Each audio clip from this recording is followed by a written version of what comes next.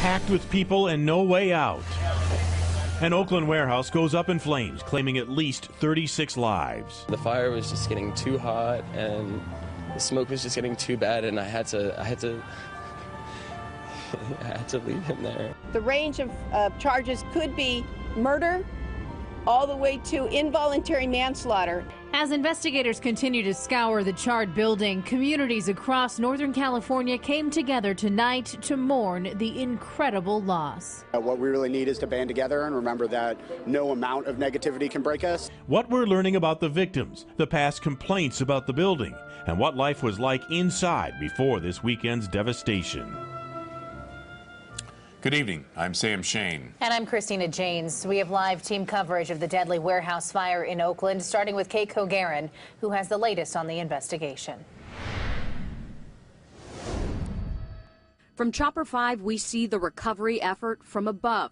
This crane lowering workers into the warehouse to search for any more possible victims and potential evidence. We used aerial photography to get down as close as we could to the site, where there's 2 areas of concern that we still have. When you look at the small footprint that you see here on those beams on the upper left, that's still heat that's contained within those steel beams. In a news conference earlier today, officials said one of the warehouse exterior walls was at risk of collapsing, so the search was suspended until engineers could work to reinforce it. So far, firefighters have been able to clear out 70% of the building. Our priorities as a city remain, number 1, to recover these victims and to run a 24/7 recovery effort until every victim has been found. The number of victims now 36. 33 have been identified. And as of today, 22 families have been notified. But today is the day that more than 24 families are going to learn of the loved one's loss. Meanwhile, the Alameda County District Attorney's Office deployed an arson task force to work alongside federal and local investigators. Once we activated the criminal investigation team, in essence, the scene became a potential crime scene. Bucket by bucket, debris is painstakingly removed and searched for potential evidence to find out if this is a crime scene. Charges could be murder all the way to involuntary manslaughter. And until we know what the evidence shows us, there may be other charges if the evidence presents that. But District Attorney Nancy O'Malley says it's still too early to speculate. Again, at least 36 people are confirmed dead from the fire. Officials say at least 50 are still unaccounted for. Now, the victims range in age from 17 years old to 35. One was a high school student in San Francisco, another a Montessori school teacher in Walnut Creek. 3 people were not U.S. citizens, but were described as free-spirited artists and musicians. Hundreds of people gathered at Oakland's Lake Merritt tonight to remember the victims of Friday night's fire, including friends and family members. CBS 13's Sharin Rajet was at tonight's vigil. She joins us now live with this part of the story. Sharin? Sam and Christine, an emotional night. In fact, it's still going on right now behind me. Thousands are gathered here in Lake Merritt in Oakland. Some of those have lost loved ones in this fire. Others are still desperately searching for family members, and others have traveled far to be here to show their support.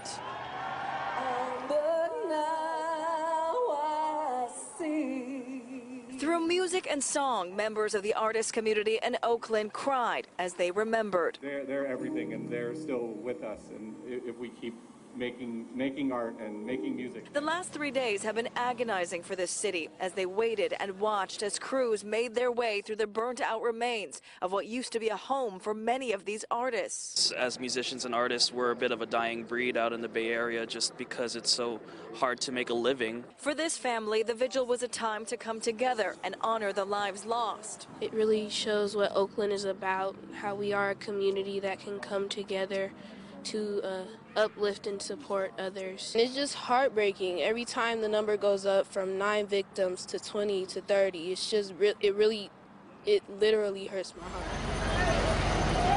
36 bodies have been recovered, but there are still families desperately searching for loved ones. 36 lives are just wiped out. It's really sad. And And through the pain, Teddy Honey was giving out coffee in exchange for hugs. To try to bring as much positivity and love and, just light into this event as we can. Emotions ran deep as people embraced and lit candles. And while the focus was all on the victims and their families, there is hope for justice. The city, obviously the owners, the person that got the lease, they're all responsible. And I hope that something comes of it. Now, this vigil started around 7 o'clock tonight, and it is still going strong right now. It's incredible to see the amount of love and support that came out tonight from far places to be here. And this is just the beginning for Oakland. In fact, a lot of healing is needed as this 24/7 recovery operation continues. Very difficult time for so many. Sharin Raje live in Oakland for us. Sharin, thank you. Every ounce of energy that you send down to Oakland matters. Vigils for the victims of the warehouse fire took place in cities across California tonight, including right here in Sacramento. CBS 13's Jennifer McGraw is live at the state capitol tonight, where a vigil just wrapped up. Jennifer? Yeah, a somber event out here tonight. It started around 8 p.m. and there are still people out here in solidarity showing their support for the victims of Oakland. Dozens gathered out here tonight at the Capitol Rose Garden. The names of the victims were written on a whiteboard and a makeshift memorial set to honor those killed. A lot of these young men and women out here knew the victims of the Oakland fire. Many of them traveled to the Bay for events and say it could have been one of them. Several people spoke up, offering their condolences as well as showing their support for the artist community, saying this was an extension of their family. It's usually the saddest things that bring people the closest. For whatever reason, it's always something like this that shows everybody just how much we actually do care.